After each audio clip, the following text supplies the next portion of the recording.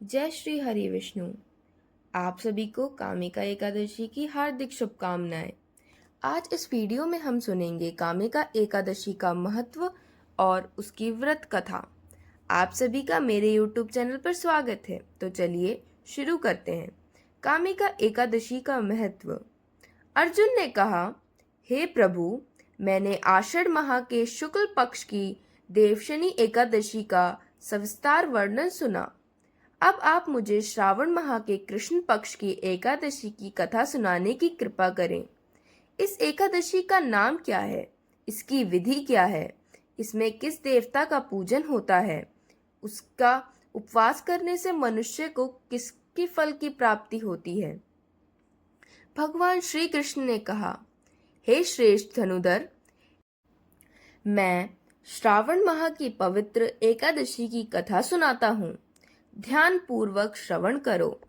एक बार इस एकादशी के पावन कथा को भीष्म पितामह ने लोकित के लिए नारद जी से कहा था।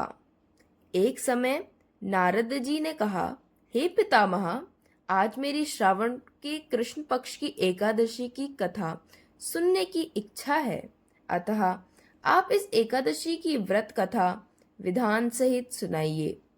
नारद जी की इच्छा को सुन पितामह भीष्म ने कहा, हे नारद जी, आपने बहुत ही सुंदर प्रस्ताव किया है। अब आप बहुत ध्यानपूर्वक इसे श्रवण कीजिए। श्रावण माह के कृष्ण पक्ष की एकादशी का नाम कामिका एकादशी है। इस एकादशी की कथा सुनने मात्र से ही वाजपेय यज्ञ के फल की प्राप्ति होती है। कामिका एकादशी के उपवास में शंख, चक्र, गदाधारी भगवान विष्णु का पूजन होता है। जो मनुष्य इस एकादशी को धूप, दीप, नैवेद्य आदि से भगवान विष्णु की पूजा करते हैं, उन्हें गंगा स्नान के फल से भी उत्तम फल की प्राप्ति होती है।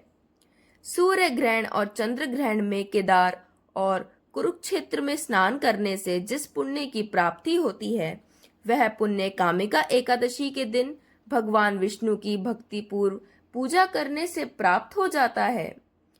भगवान विष्णु की श्रावण माह में भक्तिपूर्व पूजा करने का फल समुद्र और वन सहित पृथ्वी दान करने के फल से भी ज्यादा होता है। व्यतिपात में गंडक की नदी में स्नान करने से जो फल प्राप्त होता है, वह फल भगवान की पूजा करने से मिल जाता है। संसार में भगवान की पूजा का फल सबसे ज्यादा है, अतः भक्ति पूर्वक भगवान की पूजा न बन सके तो श्रावण माह के कृष्ण पक्ष की कामिका एकादशी का उपवास करना चाहिए। आभूषणों से युक्त बछड़ा सहित गोदान करने से जो फल प्राप्त होता है, वह फल कामिका एकादशी के उपवास से मिल जाता है। जो उत्तम द्विज श्रावण माह के कृष्ण पक्ष की कामिका एकादशी का उपवास करते हैं तथा भगवान विष्णु का पूजन करते हैं, उनसे सभी देव, नाग, किन्नर, पितृ आदि की पूजा हो जाती है। इसलिए पाप से डरने वाले व्यक्तियों को विधि विधान सहित इस उपवास को करना चाहिए। संसार सागर तथा पापों में फंसे हुए मनुष्य को इनसे मुक्ति के लिए कामिका एकादशी का व्रत करना चाहिए। कामिका एकादशी के उपवास से भी पाप नष्ट हो जाते हैं। संसार में इससे अधिक पापों को नष्ट करने वाला कोई और उपाय नहीं है। हे नारद जी, स्वयं भगवान ने अपने मुख से कहा है कि मनुष्य को अध्यात्म विद्या से जो फल प्राप्त होता है, उससे अधिक फल कामिका एकादशी का व्रत करने से मिलता है। इस उपवास के कारण से मनुष्य को न यमराज के दर्शन होते हैं और न ही नरक के कष्ट भोगने पड़ते हैं। वह स्वर्ग का अधिकारी बन जाता है।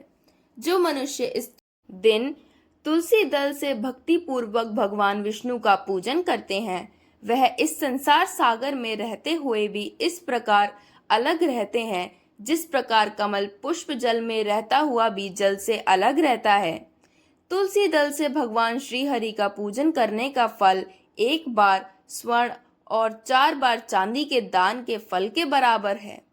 भगवान विष्णु रत्न, मोती, मणि आदि आभूषणों की अपेक्षा तुलसी दल से अधिक प्रसन्न होते हैं। जो मनुष्य प्रभु का तुलसी दल से पूजन करते हैं, उनके सभी पाप नष्ट हो जाते हैं। हे नारद जी, मैं भगवान की अति प्रिय श्री तुलसी जी को प्रणाम करता हूँ।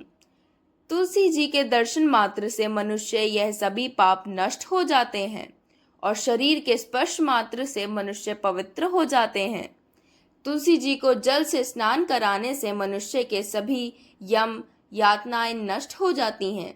जो मनुष्य तुलसी जी को भक्ति पूर्वक भगवान के श्री चरण कमलों में अर्पित करता है उसे मुक्ति मिलती है। इस कामिका एकादशी की रात्रि को जो मनुष्य जागरण करते हैं और दीप दान करते हैं उनके पुण्य को लिखने में चित्रगुप्त भी असमर्थ हैं। एकादशी के दिन जो मनुष्य भगवान के सामने दीपक जलाते हैं उनके पितृ स्वर्गलोक में अमृत का पान करते हैं। भगवान के सामने जो मनुष्य घी या तिल के तेल का दीपक जलाते हैं उनको सूर्यलोक में भी सहस्त्र दीपकों का प्रकाश मिलता है। कामिका एकादशी व्रत कथा। एक गांव में एक वीर क्षत्रिय रहता था। एक दिन किसी कारणवश उसकी ब्राह्मण से हाथापाई हो गई और ब्राह्मण की मृत्यु हो गई। अपने हाथों मरे गए ब्राह्मण की क्रिया उस क्षत्रिय ने करनी चाहिए, परंतु पंडितों ने उसे क्रिया में शामिल होने से मना कर दिया। ब्राह्मणों ने बताया कि तुम पर ब्रह्म हत्या का दोष है, पहले प्रायश्चित कर इस पाप से मुक्त हो, तब हम तुम्हारे घर भोजन करेंगे। इस पर क्षत्रिय ने पूछा कि इस पाप से मुक्त होने के क्या उपाय हैं। तब ब्राह्मणों ने बताया कि श्रावण माह के कृष्ण पक्ष की एकादशी को भक्ति भाव से भगवान श्रीधर का व्रत एवं पूजन कर ब्राह्मणों को भोजन करा के सदश्रीणा के साथ आशीर्वाद प्राप्त करने से इस पाप से मुक्ति मिलेगी। पंडितों के बताए हुए तरीके पर व्रत कराने वाली रात में भगवान श्रीधर ने क्षत्रिय को दर्शन देकर कहा कि तुम्हें ब्रह्म हत्या के पाप से मुक्ति मिल गई है। इस व्रत के करने से ब्रह्म हत्या आदि के सभी पाप नष्ट हो जाते हैं और यह लोक में सुख भोग कर प्राणी अंत में विष्णु लोक को जाते हैं। इस कामिका एकादशी के महात्म्य के श्रवण व पाठन से मनुष्य स्वर्गलोक को प्राप्त करते हैं। जय श्री हरि।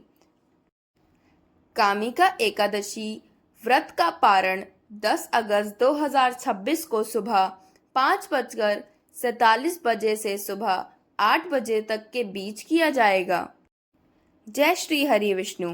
अगर आपको यह कथा पसंद आई हो तो मेरे चैनल को सब्सक्राइब करें ताकि आगे आने वाली कथाओं की नोटिफिकेशन आपको सबसे पहले मिल जाए और कमेंट में जय श्री हरि लिखना ना भूलें। राधे राधे।